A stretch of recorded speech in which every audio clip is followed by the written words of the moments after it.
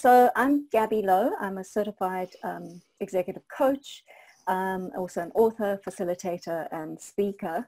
And I work very closely with Pippa. We are in partnership, which Pippa will explain. And I'm Pippa Shaper. Some of you may know me through my other hats that I wear, either on with Home from Home or Women in Philanthropy. And I have basically been in the nonprofit sector for the last 25 years in a variety of roles as founder, funder, consultant, board member in many different roles. So yeah, a wealth of nonprofit experience, and also have been coaching for the last few years. And in 2017, Gabi and I founded the Resilience Factory and co-authored a model called the 10 R's of Authentic Resilience, which really is a model that we help design to teach people how to grow and develop and build their own levels of authentic resilience. Absolutely. And I'm also involved in the nonprofit sector, having started the Gabi Lowe Trust after losing my daughter in 2015. And we work in the area of pulmonary hypertension and organ donation. So, resilience. I just see that word everywhere at the moment. Obviously, it's something that we've needed in our lives a lot. Both Pippa and I will share a very top level of our stories shortly. But it's that very elusive ingredient that in actual fact we need for everyday stresses and strains, just normal life. And right now, it's needed even more. I think that due to COVID and the pandemic, the levels of uncertainty and unpredictability, as we know, have just skyrocketed. And so it's needed even more right now. But regardless of the fact that it's needed even more right now, it is in fact true to say that authentic resilience is needed all of the time, because you can be guaranteed that you are not going to go through life without some hardship and some suffering. And most of us have more than our fair share of that. And it's about how to cope with that and how to remain fully engaged in life in order to really succeed, regardless of what comes your way. So that is why we're so passionate about this topic. And as people working in the nonprofit sector, you are no strangers to both suffering and also to resilience through what you have seen through your beneficiaries and the work that brings us face to face with hardship on a daily basis. We are engaged with perseverance, facing crisis and struggles. Now that's all the time before coronavirus, so now even more so than ever. As nonprofits, people in the nonprofit sector, we're used to dealing with financial constraints through learning to make do and putting our heads down and just getting on with it through tough times. And we just undoubtedly have to just keep on keeping on. That's what we're really, really good at doing. We're copers. We make a plan. We just get on with it. Yeah, we get through. But during the last 4 months of this global crisis, you've undoubtedly needed even more resilience than you have in your normal times, as well as facing the challenges and the changes in your working environment, having to learn a lot of different new skills, such as working on platforms such as this. You've also been having to think about how it's going to impact your beneficiaries, what the long-term financial future might be in the nonprofit sector as the markets are affected. And also, you've also had to deal with the impact personally, with your own health situations possibly, with your families, with your loved ones. And it's when we look at that, there's no doubt, there's no wonder really why there are so many of us here today looking at this topic of authentic resilience and why it is so important. So before we jump into some of the content, what I would really like to do is ask you this. Apart from the pandemic now, there have undoubtedly been times in your life that you have really needed authentic resilience, be it adversity, loss, extreme change, one of those forks in the road where you've had to make a massive career decision, or a life-changing event. We've all had them. So I want you now to think back at that. So really close your eyes and think of a time in your life that you've really needed authentic resilience. The reason I'm asking you to do this is very often in reflective observation, we learn so much, right? So bring that time to mind and just really think about, what do you think that you drew on during that time? What guiding philosophies, what beliefs, what support, what strategies, what skills, what capacities, anything that you drew on during those times. And I want you to type it into the chat. And there's a real reason that I'm asking for this. So please do, as Jennifer said, it's going to be wonderful to be interactive. So anything that you drew on, strategies, resources, beliefs, people, support, guiding ideas, that really got you through those times. Because the point is that that was resiliency in action. Charlene, Christian faith and prayer, thank you. Prayers, and more prayers. Lots of prayers. There must be other. Yoga breathing, absolutely. Staying in the present, so important and so hard to do, especially when we're in strife.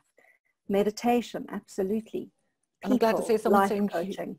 Humor and running, two of my favorites. I'm glad to see they're up there as well for people. Family support.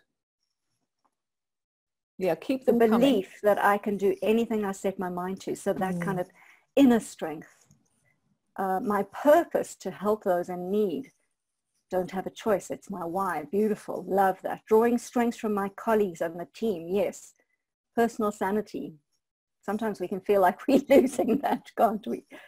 Friends and family support. So important. Christian faith, prayer, my faith. Family support.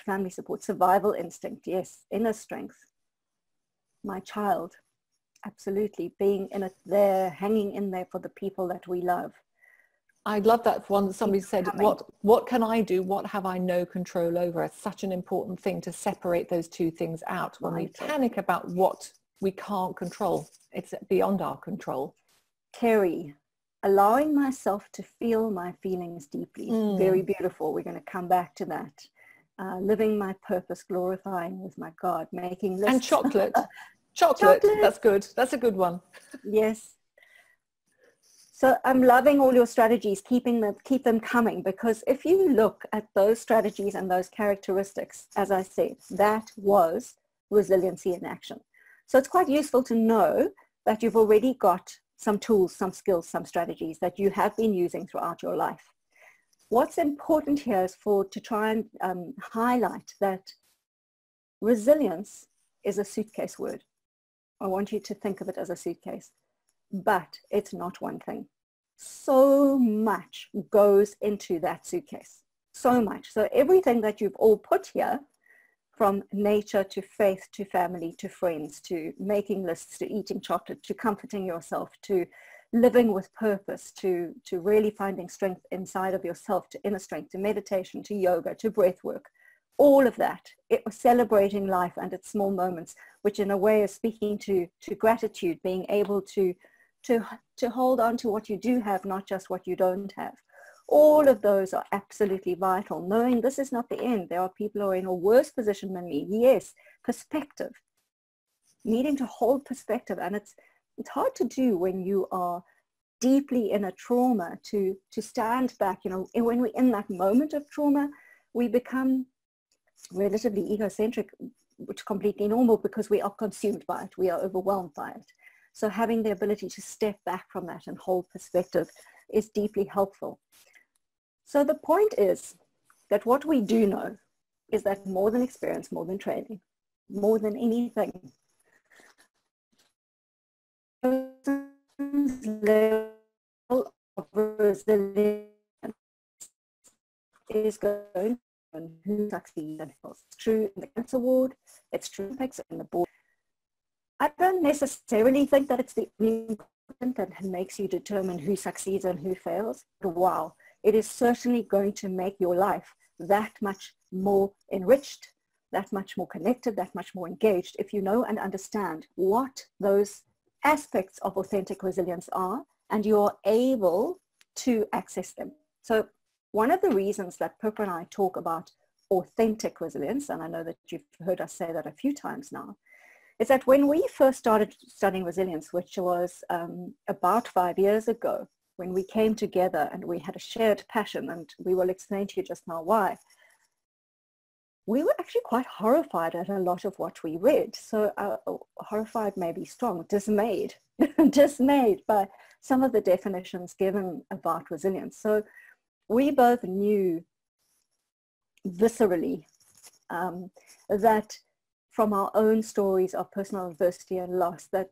and as well as all the reading, the research, the working through case studies with people in our coaching practices, that true resilience, the kind of resilience that can last you a lifetime, the kind of resilience that isn't something you use just in the moment, that resilience is not a suit of armor. It's not something that you just put on. It's a capacity that's born from deep within. It's not about bouncing back. So we were pretty dismayed at some of what we read around resilience. And I think that's partly why we got together to start talking about and working out from each other. What did we use? What did we draw on? What are the formulas? What are the structures? What are the frameworks? What could we share to really help other people in need? Talking about the stuff that lasts a lifetime, that is going to allow you to have a life of thriving, not just simply surviving and getting through and coping. Okay, so we have discovered that there are some very commonly held myths around authentic resilience. Some of them are purely misleading, but some I think could possibly even be damaging. So we're going to unpack those for you now. Important for you to notice, what are you buying into? What might be tripping you up? What did you believe was true around these myths? So of the 10 myths of resilience, the very first one is that resilience is about bouncing back. Now, if you go and Google resilience, that's the first thing you're going to see, bouncing back. So here's the thing. If anyone in this audience, and I know that would probably be all 49 of you, have experienced trauma in your life, you don't bounce. Real trauma and adversity, you do not bounce from that. And nor should you want to. Because the important part about building authentic resilience is that you do that emotional processing, that work, the deep work that needs to be done in order to process that trauma. This is not a bouncing thing. It doesn't happen quickly. And if it does happen quickly, you need to know you've probably gone into moments of denial. Maybe our psyches do love to avoid pain, is trying to avoid something. You have to do that deep work. You have to do that deep work. You also don't go back. You don't unsee what you've seen or unexperience what you've experienced. Everything that we experience every minute of every day goes into the pot of making up who we are. And when it's a major life-changing event, you don't want to go back to who you were before. You will be a changed human. This is not about bouncing back. Authentic resilience is about growing forward and integrating all of your experience into who you are so that you can move forward with it regardless. The second commonly held myth surrounding resilience is it's all about being tough and strong, about being assertive and hardy and pushing through regardless of how you feel, in a way that's actually bordering on being forceful, persistent sometimes. It's sort of like the image of going into battle with a suit of armor on, that to face the world, you have to put on this suit of armor and go out to face what's going on. But the truth is that this kind of attitude might appear to get you through in the short term, but long term it is simply not sustainable. Think about wearing a suit of armor. Think about going through life with a suit of armor on. The first thing it does is it separates you. It creates a lack of connection between yourself and other people. And secondly, it would be immensely heavy to keep moving with that on all the time. So the truth is that resilience is not a suit of armor that you put on to get you through the tough times. It is in fact a capacity that's born from deep within the core of us.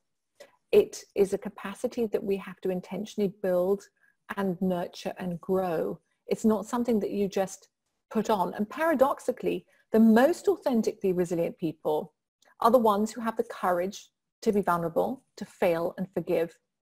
All characteristics that we can think of as being weaknesses.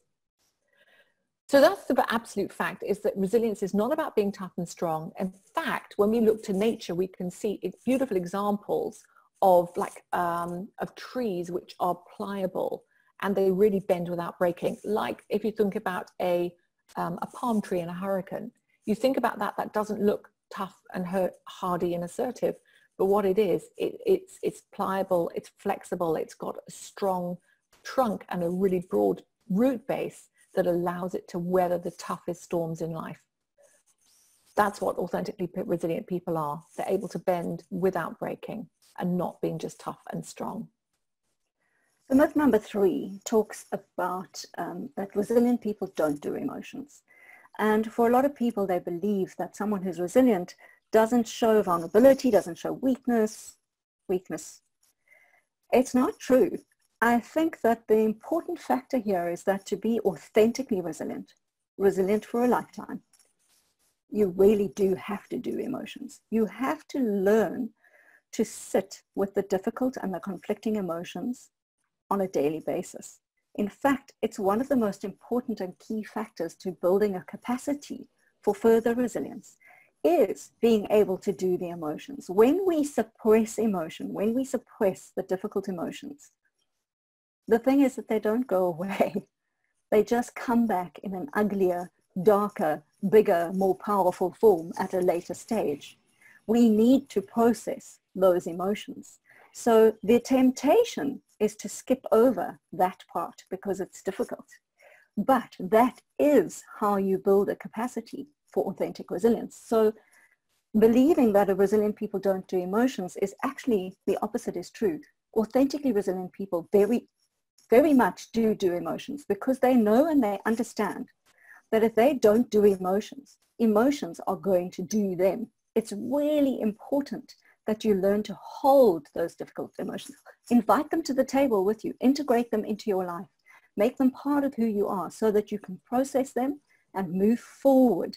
Otherwise, you will get stuck and overwhelmed in emotion. People are already scared of difficult emotion.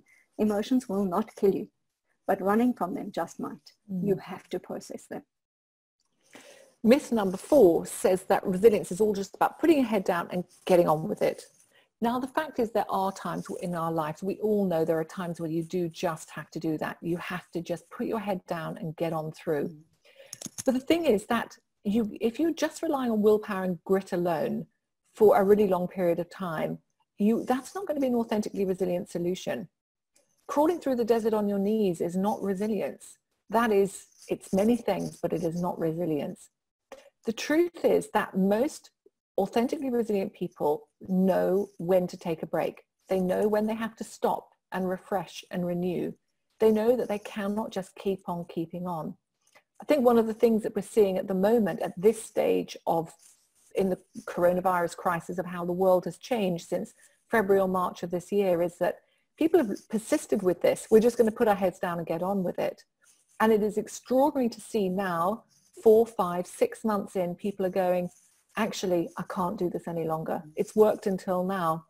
But people are realizing that you can't just put your head down and get on with it. This isn't a sprint. This is not only a marathon. This is a series of ultra marathons. And to be able to get through those ultra marathons, you're going to have to stop. You're going to have to learn how to refresh yourself, how to renew yourself, and how to sustain yourself. Absolutely true. So myth number 5 says that resilient people can go it alone. They don't need other people. Absolutely not true. I think it's really important that we accept that we are social beings. We are wired for connection. We are wired that way, emotionally, mentally, neurologically, physically. So it's about learning to become interdependent, obviously not codependent, that's extremely unhealthy. And yes, independence in some forms is fabulous. You want to be able to regulate your own emotion, you want to be strong enough to be happy on your own, but you need that connection from others to really give your life value. And you need to learn how to ask for the support that you need. So reaching out becomes part of our model, and it's really hard to do. It's one of those very vulnerable things where it's just that much easier. And all of us here working for NPOs are the kinds of people who know that we prefer to offer help than to ask for help. We love to go out and help everybody else. And so seldom do we find the courage, and yes, it does take courage, to ask for what we need, to ask for that support. But here's the thing, that unless you're prepared to do that, you're not going to sustain it in the long run. You really need to invest in good relationships and learn how to ask for what you need. It's a vital part of our model. Myth number 6 says that resilient people are just born that way. You've either got it or you haven't. Now, contrary to what many people think, resilience isn't a superpower that we're born with. It's true that as a species, we're undoubtedly resilient. Otherwise, we wouldn't have survived this far. But resilience isn't a character strength that you've either got or you don't have. We're all born with a level of resilience, which can become greater. Some of us have a greater level of resilience when we're born. That appears to be true. Yet we've all got it, and we can all develop it and grow it. So it's a competency. Authentic resilience is a competency which is learned, acquired, and developed over time, and it's refined through the journey of life. And even more so when there's a conscious decision to really invest in increasing your resilience. And while some people seem to be more resilient in the face of adversity, the truth is that they haven't been born with a special something that others don't possess. And this is really great news, because it means that we all can develop it. It's not just restricted to just a few people. So authentically resilient people have worked out what works for them and what doesn't work for them. And this is really a fantastic sort of freedom to start with, is the fact that it's not just reserved for some people. We can all do this. We can all grow it. We can all learn it. Absolutely. And it's such a freedom to know that, isn't it? Okay, so myth number 7 talks about how resilience is simple to acquire and just built one way. Again, altogether not true. It's complex. And if you look at all of your messages in the chat around what you drew on in that time, it's varied, it's multi-dimensional. It is not simple to acquire. In fact, it is a daily practice, and it's one that you really need to engage in willingly, consciously, and intentionally. It takes quite a lot of hard work to build that capacity for authentic resilience that's going to last a lifetime. So it is multi-dimensional.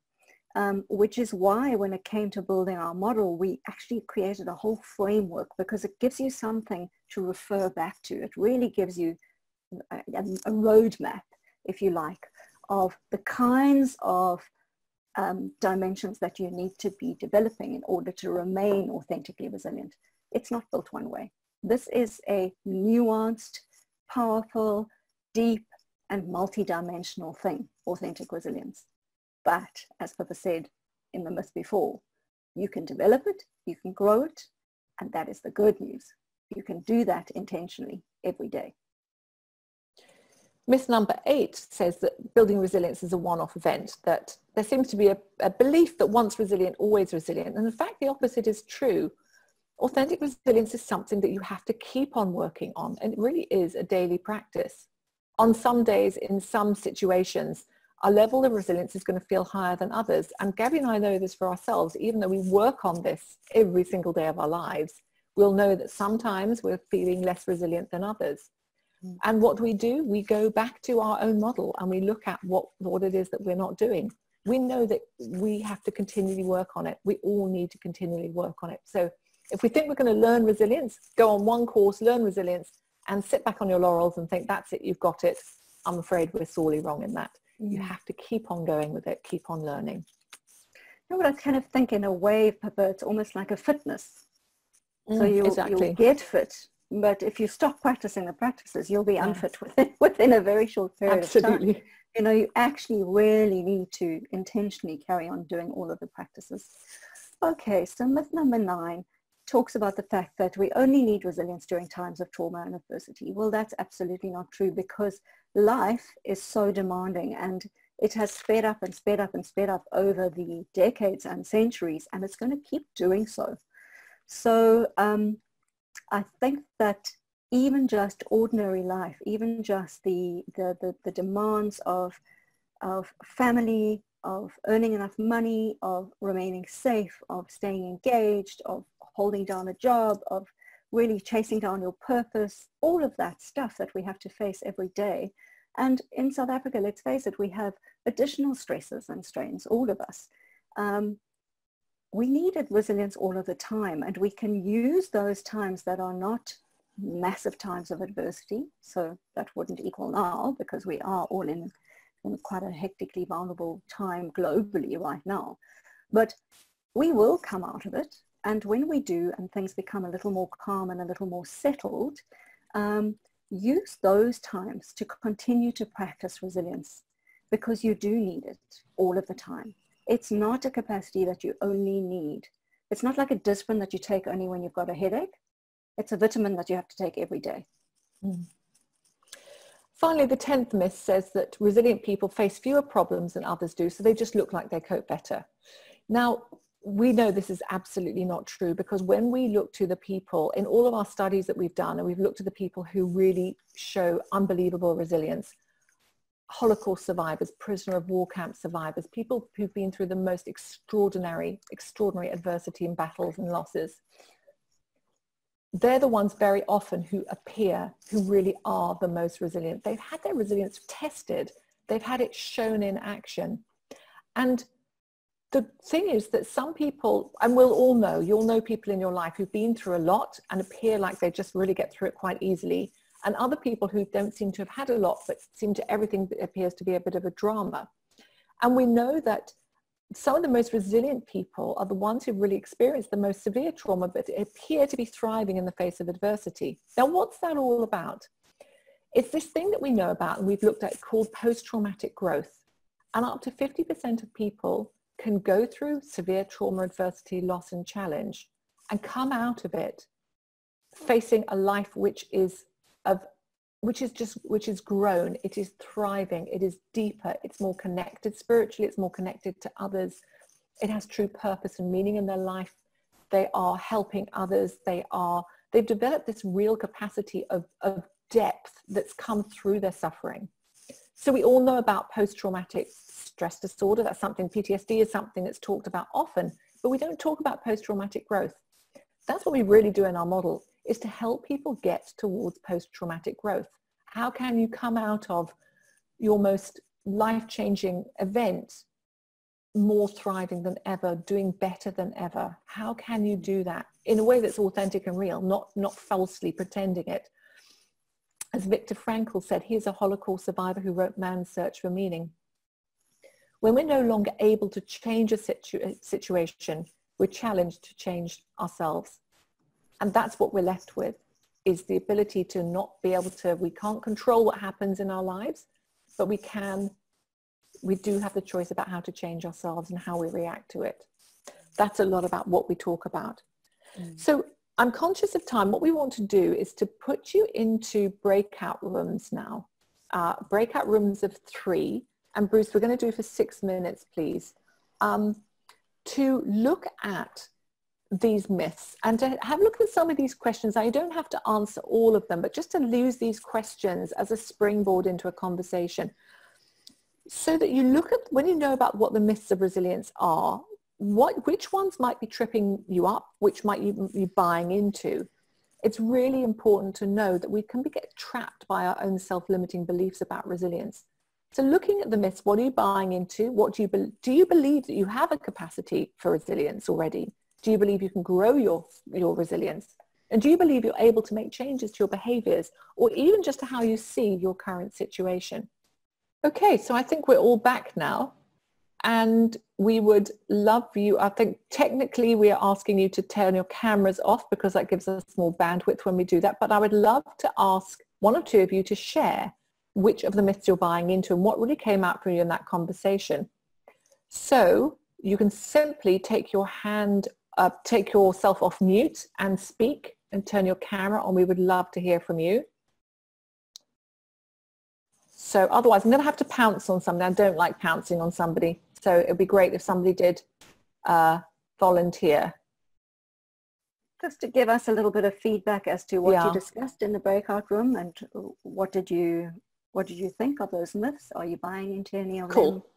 Petra, funnily enough, you were the person I was going to pick on anyway. Well, there we go. I beat you to it. There you are. Well, firstly, thank you both, Pippa and Gabi, just for holding the space and really guiding us through this. So appreciative, and to everyone on here.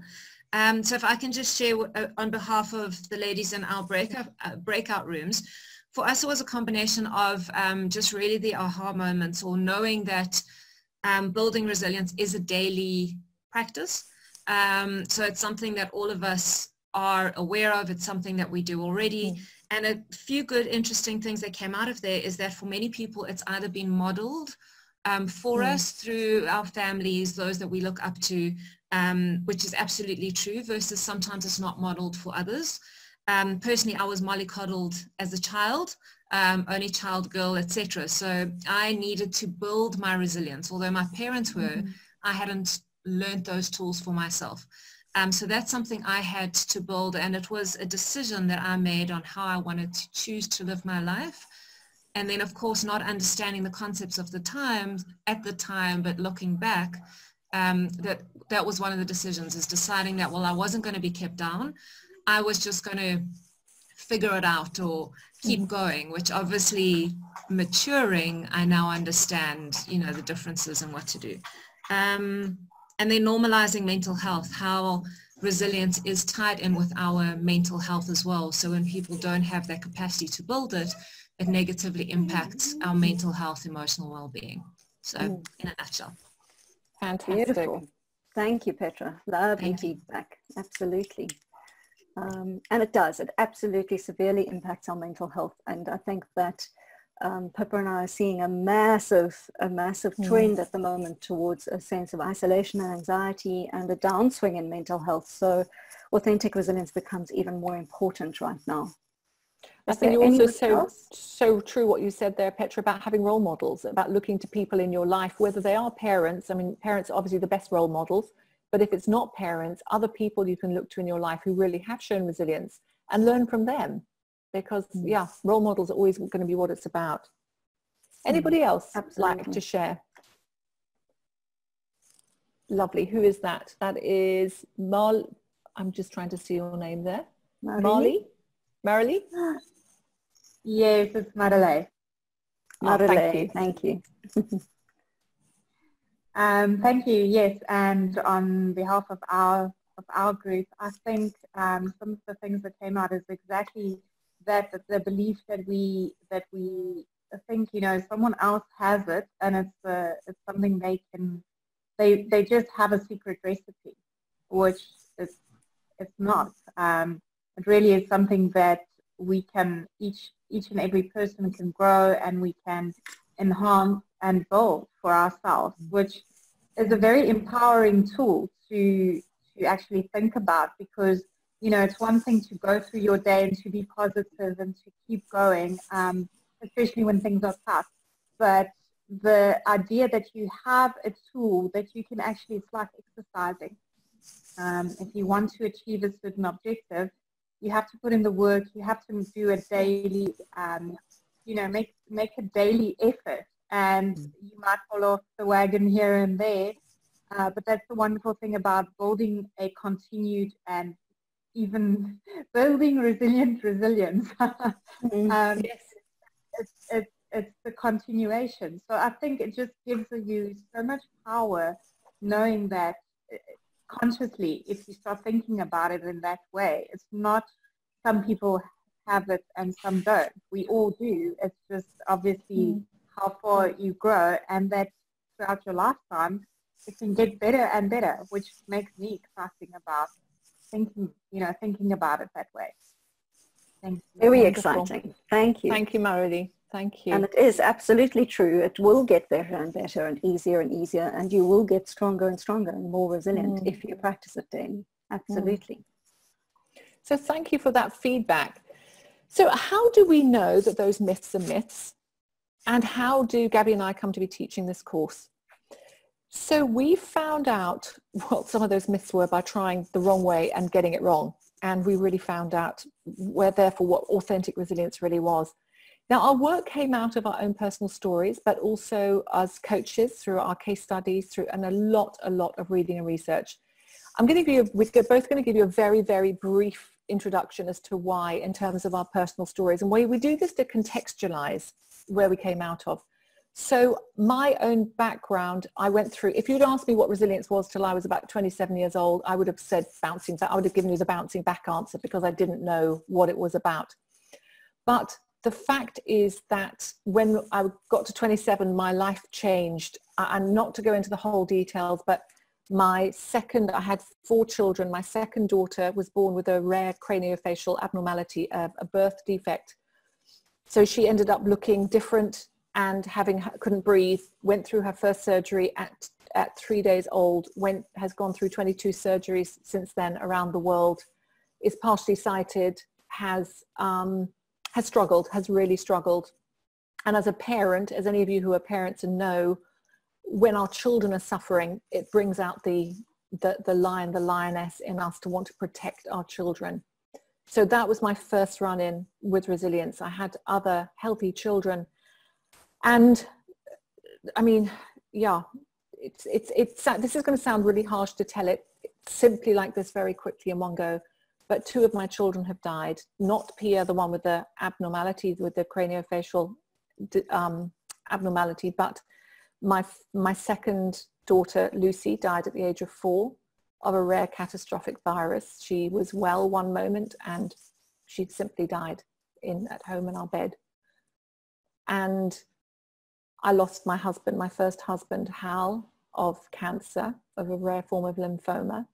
I lost my sister a week after my husband died of a brain tumor. And then I lost my eldest, my son Jack, at the age of 24 in a car accident. I lost my mum as well, cancer 6 weeks after she'd been diagnosed.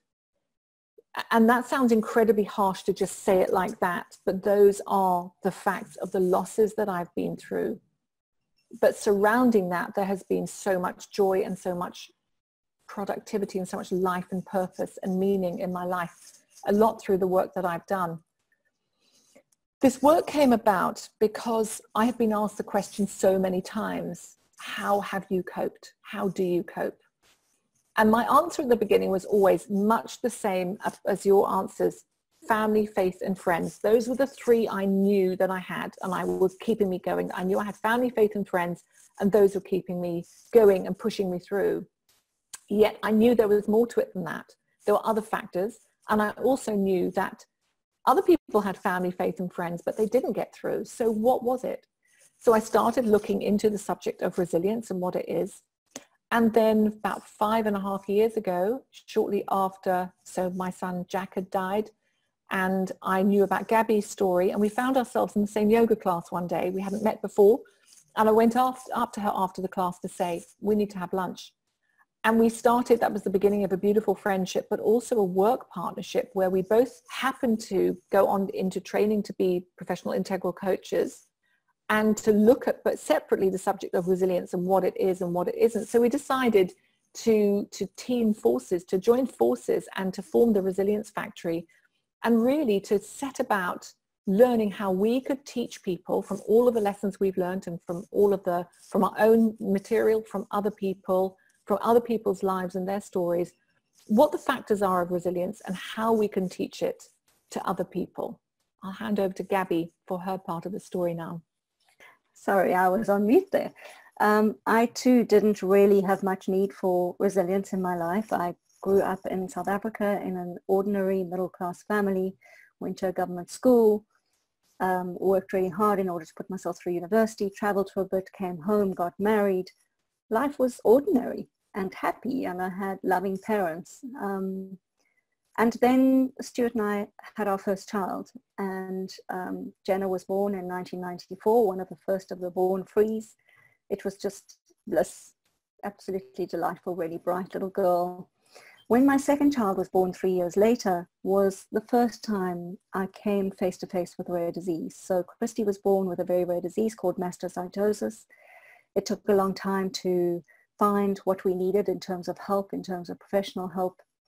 And it was the first time I was kind of dunked into that vat of uncertainty that comes with a rare disease, where not only are you facing prognoses and diagnoses and things that you weren't expecting, but there's so little known and so much for a parent to do, to fight for, because it's not readily available.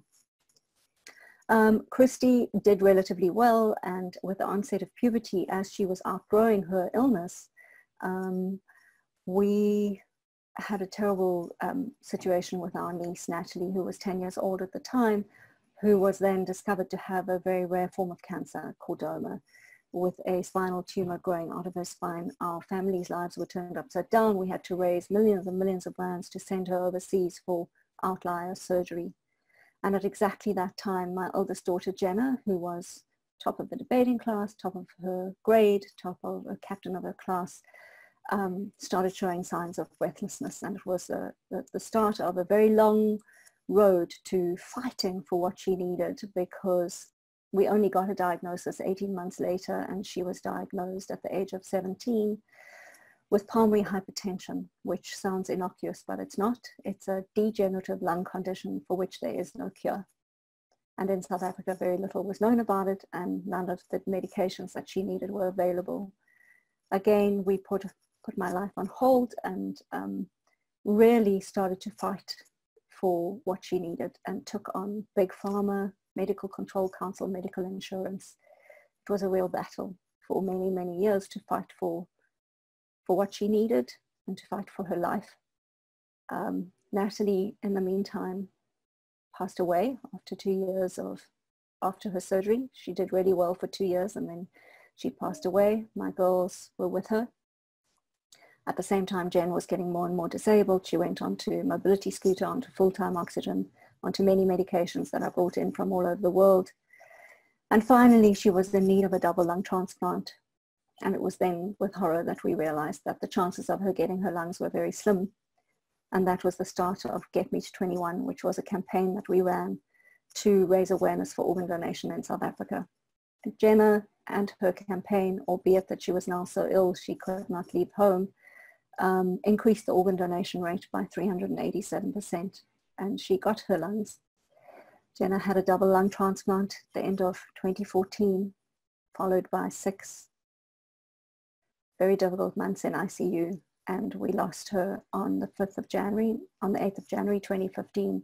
6 months later, my husband, Stuart, who I've now been married to for 30 years, told me that he has cancer. So he has bone marrow cancer, and we are back in the same position of fighting Big Pharma, bringing drugs in from across the world, from America, to try and save his life. So yeah, until then, I had not needed resilience. For the last 10 years, I have needed resilience on steroids, and the fight continues. So when I met Pippa, it was just such a relief to have a peer who could really help me through those darkest times. And it still blows me away. She's had such a litany of loss. It's scary. But what Pippa and I have both realized, and what is that we are more than our trauma. We are more than our trauma. And both Pippa and I have found ways to remain engaged in the world. Jenna taught me to live with an open heart, regardless of what she was going through, regardless of the heinous suffering.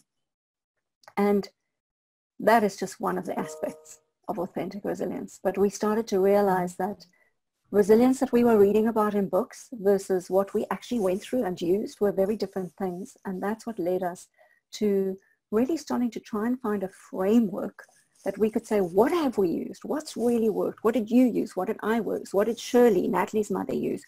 What are all these people that we coach? What have they used? And we've put together this framework, which is, we've co-authored. It's a proprietary model, and we have been teaching it for 3 years, and it has made a profound difference to people's lives, and we are so grateful for that. And the point is that by finding some kind of purpose through our suffering has also played into being authentically resilient. There's nothing more beautiful than waking up knowing that what you're going to do today matters, knowing that each day counts. And you all have that. You're working in the NPO space. You are lucky to have purpose. You are so lucky to have purpose. So hold on to that. Remember what you have, not what you don't have. It's part of becoming authentically resilient. So that's the reason that we are where we are. Yeah. So as we said, that was just about talking about the context of why we don't use our stories to bludgeon anybody with, we've been through such terrible times, because what we really know is that everybody's been through, always going through a story, and and everyone's story is absolutely real for them and true for them, and the pain that they're going through is incredibly real for them. So we ask you not to denigrate your stories, not to compare it with others whose suffering may be greater and just say, oh, I'm not going through anything.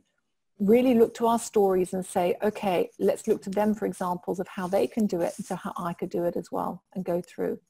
So we've talked about what resilience isn't. So then what is resilience, and why do we talk about authentic resilience?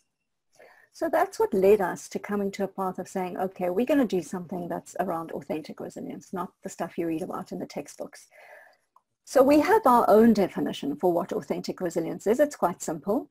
We call it a critical life skill, the powerful ability to survive, thrive, and grow in the face of stress, change, adversity, and even trauma.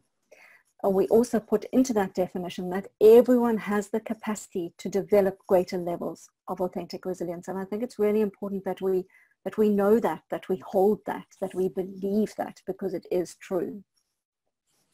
We absolutely love, I love this quote by Madiba: the greatest glory in living lies not in never falling, but in rising every time we fall. We know that for absolute sure. And when we look to people who are truly resilient, the people who we think of as authentically resilient, we came across 10 characteristics which are shared by those people. So we're going to run through these quickly now. But the first is that they're self-aware and they accept responsibility for their own emotional well-being. It's an extraordinary thing that people who really are resilient can look to their own part in whatever it is that they're going through. They can see what they are doing right, what they're not doing so well as, and they know how to develop themselves. They don't look to other people. They don't point the finger outward and ask for other people to solve their problems for them. They really take their emotions on and accept all of them. They are able to face reality with courage, with realistic optimism and hope. And that's something we talk about a lot in our model, about what realistic optimism is this place extraordinary between denial of what's happening and dramatizing. It's holding on to reality, but in a very optimistic way, or holding on to optimism in a very realistic way. They actively seek out purpose and meaning in their daily life. And I think, as Gabi has said, something that we share in the nonprofit environment is that most of us have found that, or are finding that for ourselves. We're very fortunate in that. They have the ability to be flexible and adaptable, as well as having grit and perseverance. So these are both factors that you need. You need to be able to change and flex with the times. And my goodness me, but the last few months have shown that. But also you need to have grit and perseverance to keep on keeping on. And those seem like a paradox, and they are. And that brings us to the next point of what authentically resilient people know, is that they understand paradox, and they're able to work with complexity, of knowing that this isn't simple and isn't one way, but it's both this and that, either and both. And they can understand that it's all of those things, and to hold it with two hands. Absolutely. So the other characteristics of authentic resilience and authentically resilient people, they invest in good relationships, and they know how to cultivate and to value connection. I think this is really important, because that is going to feed your ability to wake up every day feeling like you matter, you count, you are valuable in other people's lives. And we use those words very carefully, the words cultivate, invest, value, because it is an intentional thing and something that takes work. So those relationships, good, healthy, wholesome relationships at work, at home, with mentors, and with other support systems in your life, are a vital part of remaining authentically resilient. They can access problem-solving skills even under pressure. Now, we all need problem-solving skills. We all need creative problem-solving skills. And we've seen that more than ever now. But sometimes it's really difficult to do when you are in trauma, because when you're in crisis and in trauma, what happens is your brain shuts down. You know, you focus just on the problem. And what it takes in order to come up with creative problem solving skills is to broaden that perspective, be able to step back and sit in the land of possibility, which is really difficult when you're in that crisis. So in our model, we share ways to do this regardless of the fact that you might well be in overwhelm. They maintain perspective. This is important, that there's an understanding that life will be challenging. So very often there's a lot of suffering that we experience because of how we expect things to be. I certainly know that was true for me. I didn't think it was fair. I didn't expect to lose a child. And Lord knows, I don't think it was fair that Pippa lost 2 children. You know, there's that, but if we set ourselves up with these expectations of how things are always going to be, there's so much suffering that's associated with that loss. So to really get to a place where you know that suffering is part of life and that you are able to hold perspective outside of your own suffering is something that helps with authentic resilience. Here's a big one. They develop the courage, and good heavens, it does take courage, to be vulnerable, to fail, and to forgive. It takes courage. Now, there was a moment in hospital where Jen had an overdose from a nurse, so I understand what it takes to forgive. Sometimes it takes an enormous amount to forgive. But not being able to forgive is going to keep you in a place of pain and anger and not be able to grow. It takes courage to be vulnerable. But here's the thing, look at it the other way around. You won't get to courage without vulnerability. You have to go through your vulnerability to get to courage. And we teach a lot about that in our model. And lastly, and most importantly, they find ways to use adversity as a platform for growth. So learning from your experiences is a beautiful thing because we are always having new experiences and therefore we are always learning. So not to shut down from adversity, but use it as a platform for growth. So having found out really what those characteristics of authentically resilient people were, we set out to develop a model so that we can teach it as simply as possible. Although, as you've heard from the beginning, this isn't a one-off thing. It it's not one thing that you do, it's many things that you do. We designed a model called the 10 R's of authentic resilience. Now, we teach this in workshops which go over about 12 hours. So we can only give you the very, very quickest headline on that today. But this is what the model looks like. It starts with number 1, and the numbers are all in order, and we teach them in order for a very specific reason. Here's running through them very quickly. Number 1 is about reality. It's about staring at the brutal truth and making meaning of the mess, separating out what facts are from what assumptions are, because my goodness me, we make a lot of assumptions in our life. Once we've done that, we have to move to reach into a place of self-awareness, facing our fears and challenges head on, and really engage with what is emotionally going on for us. Because without doing that, we cannot move on to the 3rd R, which is responsibility, our ability to be able to respond and not to react to a situation. And it's vital. We tend to want to go straight from facing the facts into reality, but we have to do that vital bit about reaching in. After that, we reach out, which is to seek other people and to ask for what we need, which is absolutely crucial. And then we move on to robust revolutionary thinking, where we can do some really creative problem solving around whatever it is that we face. Not just us, but other people as well. And in our model, we teach you lots of brilliant ways to go about all of these different things. And then when you finish number 5, you've got to go back to number 1, reality, because guess what? The situation is constantly changing and reality will be different now to how it was at the beginning. Absolutely. The second 5 R's, which are underneath and don't go in a circle, but they really form the bedrock, the foundation for authentic resilience practice. So 1 to 5 you use all of the time, but also specifically when you're facing a crisis. So number 6 is about the relentlessness of change, and it teaches about grit and perseverance, flexibility and adaptability, paradoxical complexity, and also about embracing impermanence, because all of that is part of coming to terms with the relentlessness of change. Number 2 is around the massive importance of reflection. And we go on about that because it is a vital skill, mindfulness, reflection, times in solitude, to really help get you through. Number 8 is about renewal, and We know because we've taught NPOs and we've taught doctors, pediatricians, oncologists, nurses, the people who work in care seem to take self-care. They're last on the list. And in actual fact, you really need to embrace self-care and have a practice of daily self-care in order to remain authentically resilient. Because you know what? There's another marathon to run tomorrow. Number 9 is about ratio, which teaches us to step back, to have perspective. It also teaches us about hope, about humor, about joy, and about how to be grateful no matter what. And then the 10th R is about recalibrating, fine-tuning, knowing how to reframe things, how to relook at the new normal, how to recalibrate something, and how to really introduce new ways of doing things before, guess what, you go back to number 1. So that's the model. And as I said, this is a model that we teach over many, many hours. So this is a very, very quick top line on it. Now, what we want to do is to leave you with right now 3 top tips to improve your resilience. And these are specially for you, people in the nonprofit sector, because we know you. Remember, I have been one of you for 25 years. So I know what we're not very good at doing when we're working in the sector. 3 top tips. Number 1, set boundaries. Boundaries are unbelievably important in really creating resilience.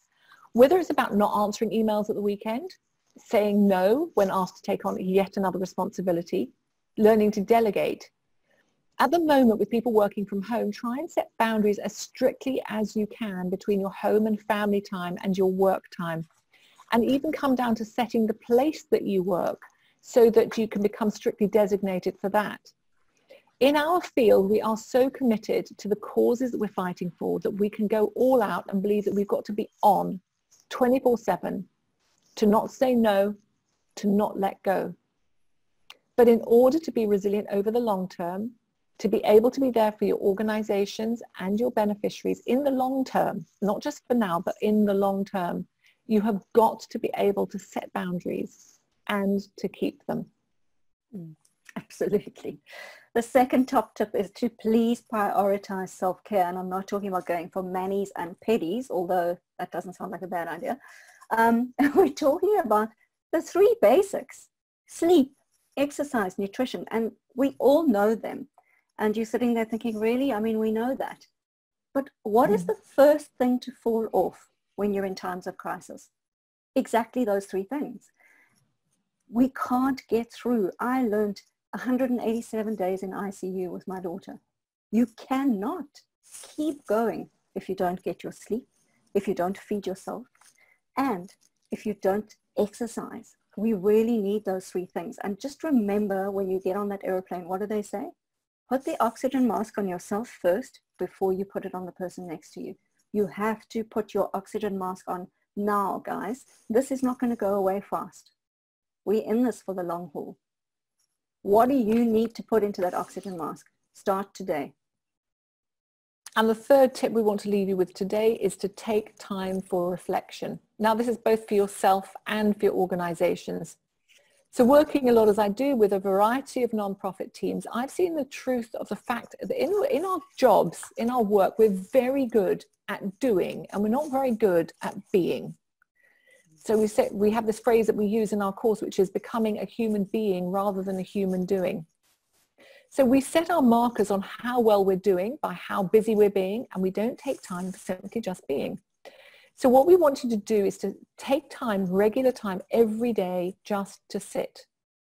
Even if it's just for 5 minutes, with no agenda, no outcome, just to sit still. Now, if you feel like this is an impossible, if you've got too much going around in your head, keep a worry journal and write down everything that you're worried about. It's an extraordinary thing. It's been scientifically proven to be really beneficial in people's lives. Firstly, you'll be amazed to see that all of those things that you put in your worry journal rarely come true. Statistically, something like 97% of them don't come true. And also, they're very powerful at lowering your rate of anxiety simply by writing down what you're worried about. So take time also for you and your organization to take time to have times of reflection together. No strategy plan to devise, no tasks to assign, no reports to discuss, simply to reflect on how you are all doing as individuals and as a team. So because stillness and times of reflection are absolutely vital in growing your authentic resilience for yourselves.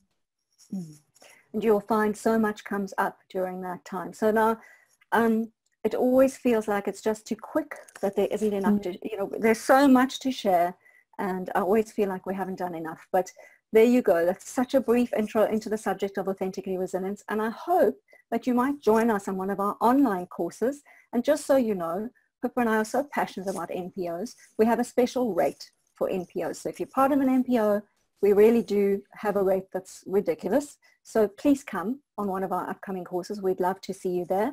There's our website address and our email for information. We do have a course coming up, but I know it's full. There is another one coming up in September during the day. That is 6 2-hour sessions. And you can find the time. It flies past.